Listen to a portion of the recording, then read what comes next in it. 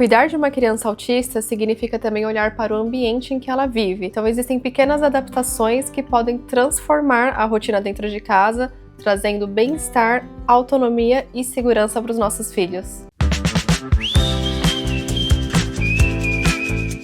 Uma das mais importantes adaptações, eu diria que seriam as rotinas visuais. A gente sabe que a criança autista ela precisa de previsibilidade, isso vai diminuir a ansiedade, deixar ela mais segura e automaticamente mais regulada. Então, essa rotina visual ela pode ser feita num iPad, numa lousa, num quadro, papéis colados na parede, e é muito importante você ter isso acessível para a criança. E aqui eu falo não só de rotina do dia, como, hoje eu vou acordar, vou para a escola, vou para terapia, mas também da rotina das tarefas, Então a rotina de quando acorda, que tem que escovar os dentes, trocar o pijama, colocar o uniforme, tomar café da manhã, a rotina da hora de dormir, todas as rotinas que envolvem ali o dia a dia da criança, isso vai deixá-la muito mais regulada. Uma outra adaptação que eu acho muito importante a gente ter um cuidado especial, seria ter um cantinho da calma para aquela criança. Então sempre quando ele precisar se autorregular, ou ele está muito estimulado, é importante que ele encontre dentro de casa esse espaço que vai trazer para ele conforto, que vai trazer segurança.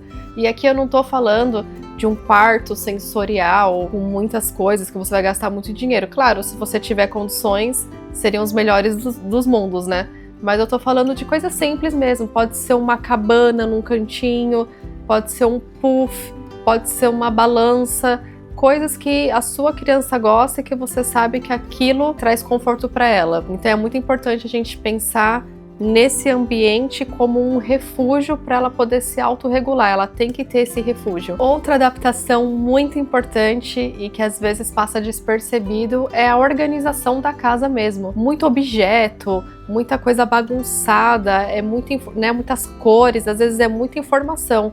Então, às vezes, a gente vê os nossos filhos totalmente desregulados, e a gente não entende o porquê daquele comportamento e por que ele tá daquele jeito, mas às vezes é a própria organização da casa, Então, a gente tem que lembrar que eles percebem o mundo de uma forma diferente. Então, aquilo que pra gente tá ok, pra eles pode ser muito. Então, às vezes, a televisão tá ligada, irmão conversando, pai e mãe conversando, aquele monte de objeto espalhado, aquele monte de brinquedo à disposição da criança o tempo todo.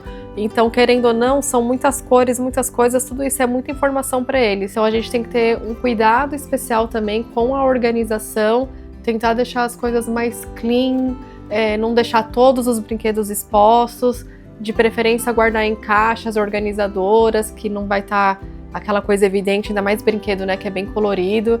Então, pensar com carinho nisso, porque com certeza também influencia aí no quanto o seu filho vai se sentir regulado ou não. Outra adaptação simples, que é sobre iluminação e sons. Então, é muito importante a gente prestar atenção em todos esses estímulos que a criança está recebendo o tempo todo, Então, você ter uma cortina que você consegue controlar a luz, ou muitas luzes acesas, às vezes tem diferença entre luz branca, luz amarela, uma televisão que está ligada e que ninguém está assistindo. Às vezes, eu mesma sou acostumada a ter uma TV ali o tempo todo ligada. Eu era, E hoje em dia, a minha casa é muito mais silenciosa, então quando o Noah ele tá na sala brincando, que eu acho que é o cantinho dele, às vezes a luz tá só a luz natural do dia, a luz tá apagada e tá vindo a luz da janela, a televisão tá desligada. Ele tem até uma estante também de brinquedinhos, Eu coloco um lençol pra tampar, pra não ficar tanto estímulo. Então prestar atenção nessas coisas. Se eu tô conversando com alguém, se eu tô numa reunião, eu tento sair daquele cômodo e fechar as portas para não ficar aquele barulho. Ou até mesmo o abafador de ruídos ajuda muito, Eu percebo que o Noah aqui em casa, muitas vezes ele vai lá, ele pega esse abafador de ruído e ele quer colocar, porque daquele jeito ele vai se sentir mais confortável, muito provavelmente ele tá incomodado com algum barulho. Então você ter esse abafador de ruído também à disposição da criança é uma dica bem legal. Uma outra dica que eu daria para vocês é ter uma comunicação acessível, principalmente para as crianças que não falam.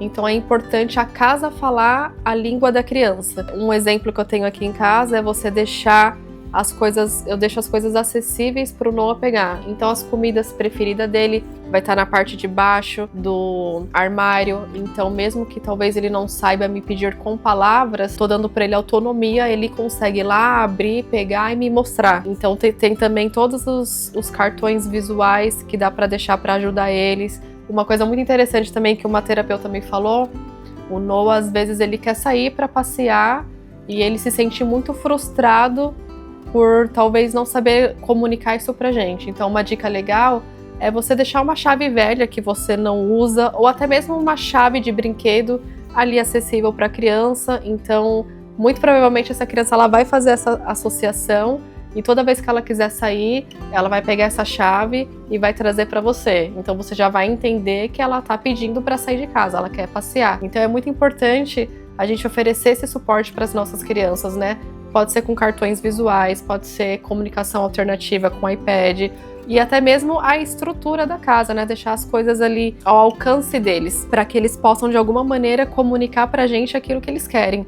Isso vai deixar eles muito mais regulados, muito menos frustrados e também você tá ali reforçando para que eles tenham autonomia. Então é muito importante a gente prestar atenção nesses detalhes também. A sexta e última dica que eu tenho aqui é você sempre ter materiais sensoriais para a criança poder explorar, né?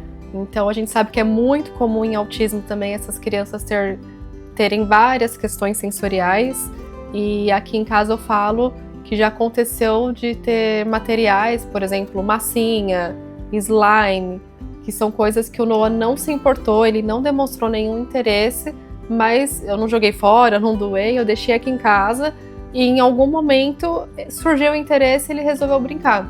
Então, às vezes eu tô aqui e aí eu mesmo pego a mesa dele, eu sento na cadeirinha dele, pego o slime, coloco ali na mesa e começo a brincar. Não foi ele que me pediu, mas eu tô ali brincando, já aconteceu dele se sentir interessado, sentar ali comigo e explorar um pouquinho. Não importa que seja só um pouquinho, já é um avanço, né? Então a gente não pode esperar só das terapias para ele ter acesso a esses tipos de materiais. Então a gente tem que ter sempre em casa também, sempre que possível, né? Para poder oferecer para eles essa oportunidade de ir explorando essas texturas, de evoluindo nesse sentido também. Aqui em casa, por exemplo, Noah ama magnéticos. E ele ganhou esse brinquedo de magnéticos, são blocos magnéticos. Ele tinha, acredito que 3 anos, ele foi brincar quando ele tinha 5 anos. Então ficou por 2 anos guardado, mas estava ali na estante dele de brinquedo. E aí eu sempre tento ir trocando os brinquedos. Então ele tem a estante dele com os brinquedos guardados, eu deixo alguns mais acessível para ele, e aí eu vou fazendo essa troca, né, para ele poder ter a oportunidade de ter essa experiência com coisas diferentes que ele geralmente não se importa, não, ele não liga muito para brinquedo. Então eu já fui surpreendida várias vezes de uma coisa que eu achar que ele nem gostava, que ele não queria, que ele jamais demonstraria interesse, e ele brincar. Massinha, slime, areia, magnéticos. Agora ele tá super interessado com bola, o Noah nunca ligou pra bola, e agora ele tem uma bolinha que ele tá, eu percebo que ele tá explorando, então ele chuta, ele joga, ele arremessa assim, ele joga assim, você vê que ele tá explorando o peso da bola, velocidade, força, todas essas coisas.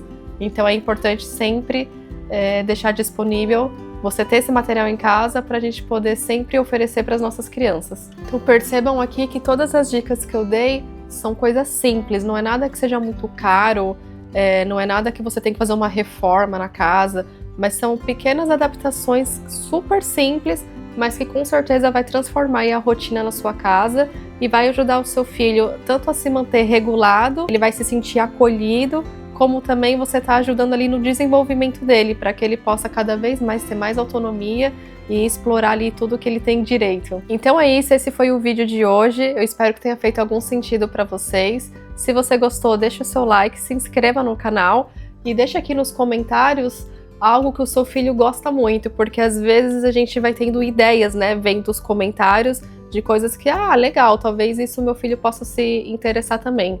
Tá bom? E a gente se vê no próximo vídeo.